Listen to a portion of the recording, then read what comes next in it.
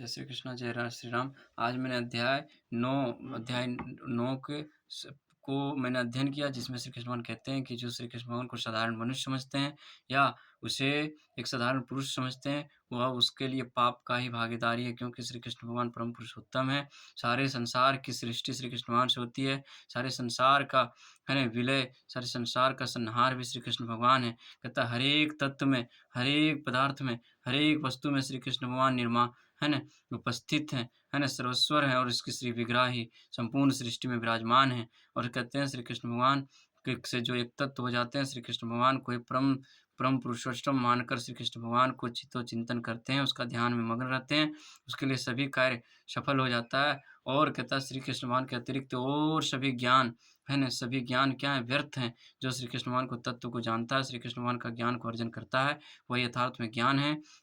आगे श्री कृष्ण भगवान कहते हैं कि जो व्यक्ति पूर्ण रूप से श्री कृष्ण भगवान के आश्रित हो गए हैं, उसके लिए कोई भी कर्म, माया, बंधन उसे नहीं बाँध सकता, वह सर्वथा सभी बंधनों से मुक्त हैं। और आगे श्री कृष्ण भगवान कहते हैं कि श्री कृष्ण भगवान ही सभी कारणों के आदि कारण हैं और सारे सृष्टि का उसी से निर्माण होता है और सारी सृष्टि का प्रलय भी उसी से होती है।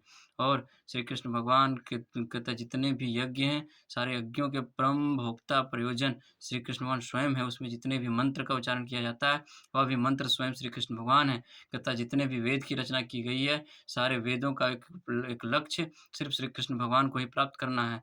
और कहता है क्या कि क्षणिक फल के लिए जो दूसरे देवताओं की आश्रय लेता है, वह बेकार में समय का व्यर्थ कर रहा है। और जो जो श्री कृष्ण भगवान को अनन्य भाव से, स्वार्थ रहित भाव से, स्वार्थ मुक्त भाव से जो श्री कृष्ण भगवान का आश्रय लेकर उनकी पूजा अर्चना करता है, वह निसंदेह मुक्त पुरुष है ना? कहता है सिर्फ मंदिरों के आने-जाने से और मंदिरों के मार्जन करने से ही आप शुद्ध भक्त नहीं हो सकते, ना ही आपके मन शुद्ध हो सकता है ना? और ना ही एक तुम परम पुरुषोत्तम हो सकते हो। ये कहता है क्या कि सभी जीवों के लिए उसके अंदर, उसके हृदय में समान सम्मान होनी चाहिए, है ना? उसके लिए दया होनी चाहिए, करुणा होनी चाहिए, तभी आप एक शुद्ध भक्त हैं।